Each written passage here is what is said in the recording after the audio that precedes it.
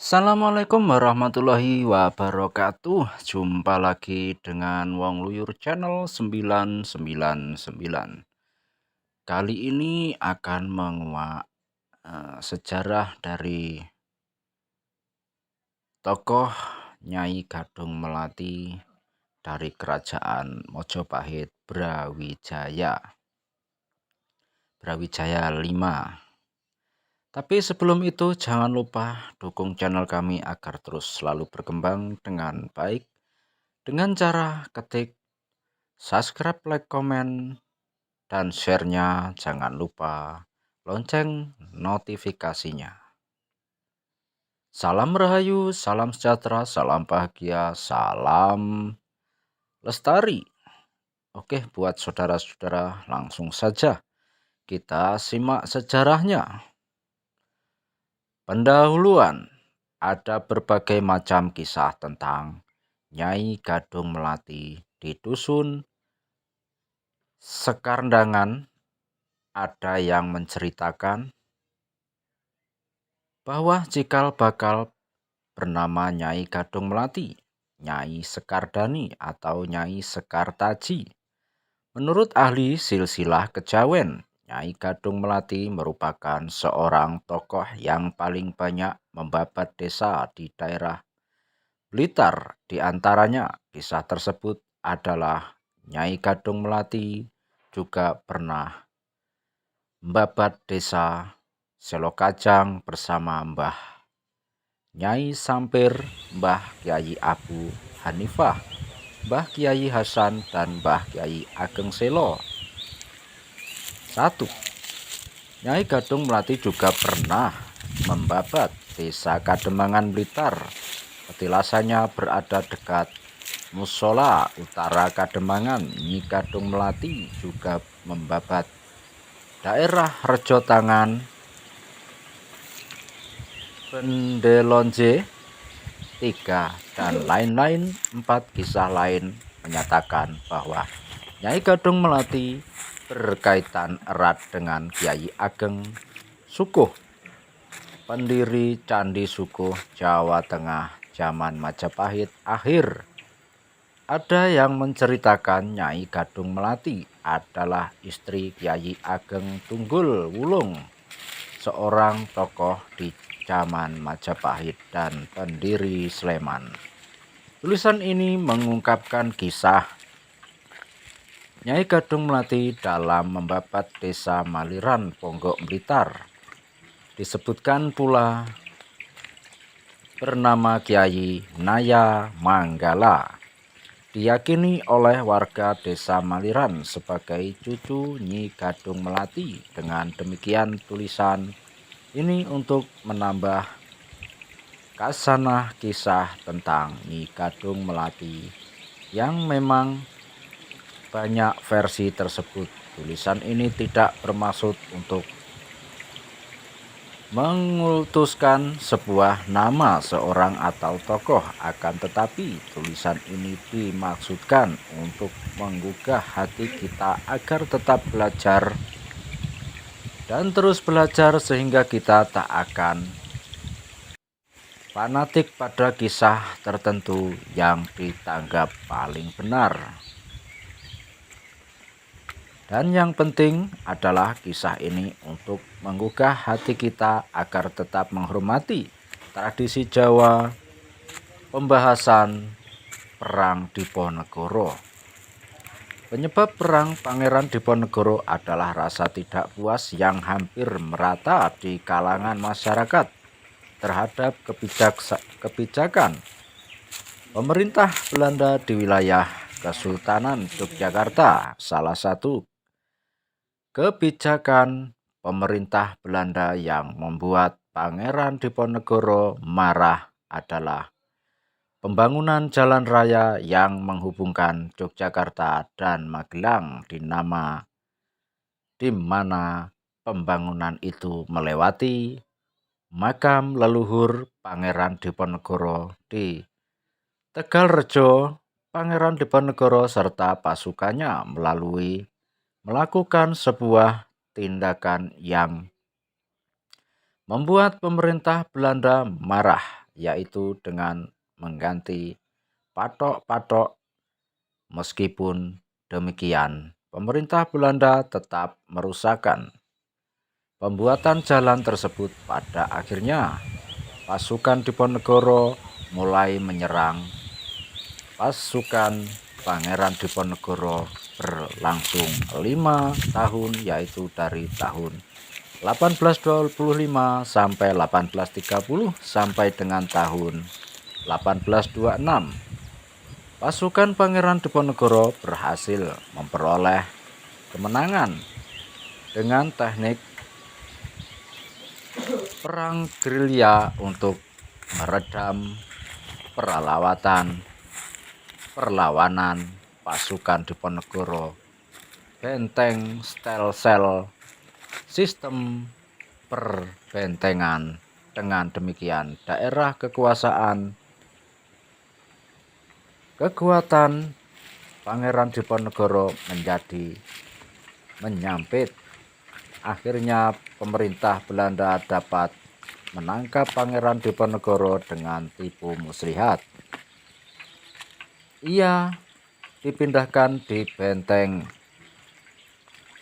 Rotterdam di Makassar, ujung pandang. Diponegoro pun mati dalam pengasingannya pada tahun 1855. Dengan demikian berakhirlah Perang Diponegoro. Setelah Perang Diponegoro menyelamatkan diri dari pemerintah Belanda, mereka bergerak dari daerah Jawa Tengah menuju berbagai daerah di Jawa Timur. Mereka membuka lahan untuk dijadikan sebuah desa. Sebagian besar hutan-hutan yang dijadikan persembunyian para pasukan Pangeran Diponegoro terletak di daerah Kediri, Tulungagung, Blitar, dan daerah-daerah lain sekitarnya. Terbentuknya Desa Maliran pada tahun 1850. Pasukan Pangeran Diponegoro datang di daerah hutan wilayah Kota Blitar. Pasukan itu di bawah pemimpinan Nyi Gadung Melati.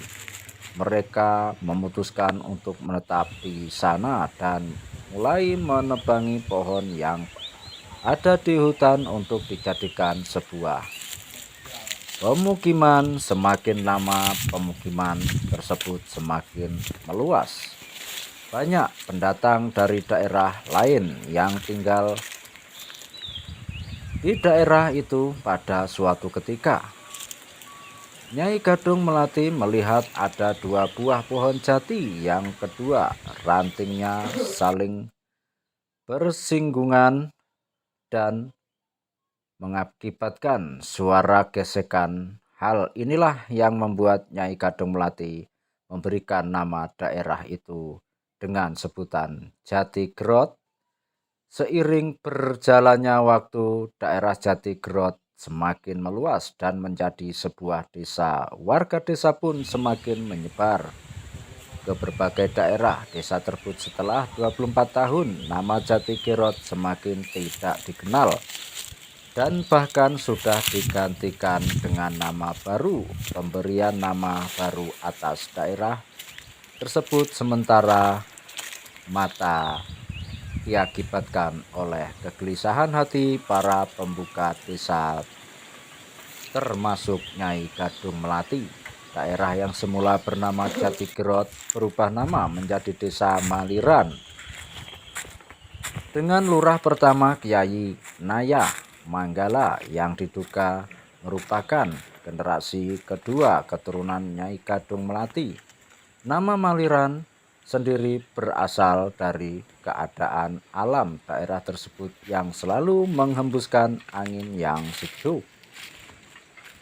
Maka desa tersebut diberi nama Desa Maliran yang diambil dari kata sumilir.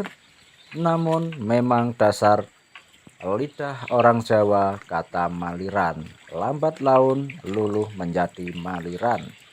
Setelah Nyai Gadung Melati meninggal, warga setempat memakamkan jasadnya dan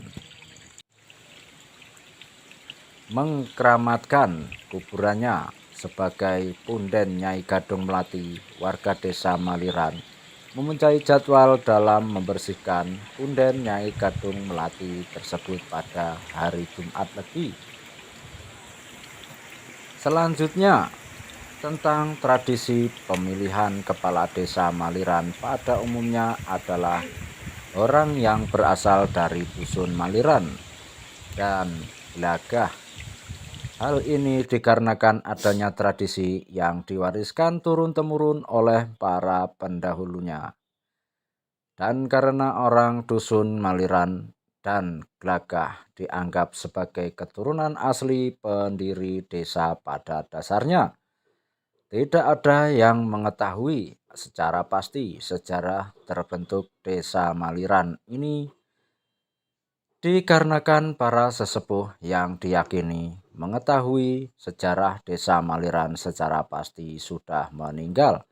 Namun masyarakat setempat menganggap ada beberapa orang yang mengetahui sedikit tentang sejarah desa Maliran.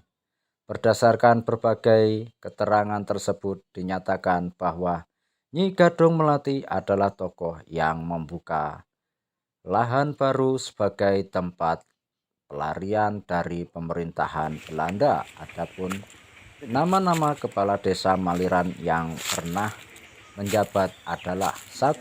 Kiai Naya Manggala tahun 1874 sampai 1879. Diyakini warga desa Maliran masih cucu Nyai Gadung Melati. 2. Mbah Rana Santika tahun 1880 sampai 1886. 3. Mbah Sukrama tahun 1887 sampai 1901. 4. Mbah Joy Krama 1902 sampai 1905. 5. Mbah Kasan Raji tahun 1906 sampai 1908. 6. Mbah Jaya Marto 1909 sampai 1915. 7. Mbah Jaya Munawi 1916 sampai 1924. Dan nomor 8. Mbah Tani Meja 1925 sampai 1943. 9. Mbah Karta Miharja 1945 sampai 1949. 10. Mbah Ahmad Siar 1950 sampai 1979. 11. Mbah Kusranan 1980 sampai 1999. 12. Bapak Darulin 1999 sampai 2007.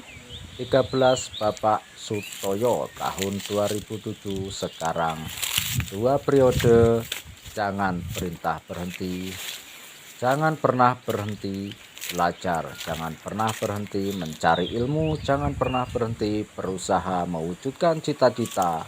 Ikutlah falsafah Jawa, sopo tekun mesti tekan, sebagaimana dikutip oleh Mbah Mansur Sekardiningrat.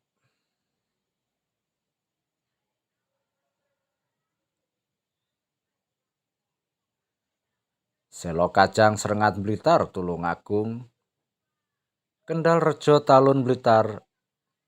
Ada yang menyatakan pernah membabat di daerah Batu Malang, ada yang menyatakan pernah membabat di daerah utara Candi Penataran, dan lain-lain. Oke, itulah kisah sejarah dari Wong Luyur channel 99. Sedikit sejarah Nyai Gadung Melati, semoga bermanfaat dan untuk mengingat kenangan-kenangan dan mengingat tradisi Jawa atau leluhur kita yang telah mendahului. Oke, jangan di skip-skip. Dan dari Wong Luyur channel 999, salam rahayu, salam sejahtera, salam lestari, salam budaya. Akhir kata, wassalamualaikum warahmatullahi wabarakatuh. Nyasar-nyasar ndolek nggone. Para setan, seh kulon, seh kidul, seh lor, Syaiton. syaiton nirajim. Saingin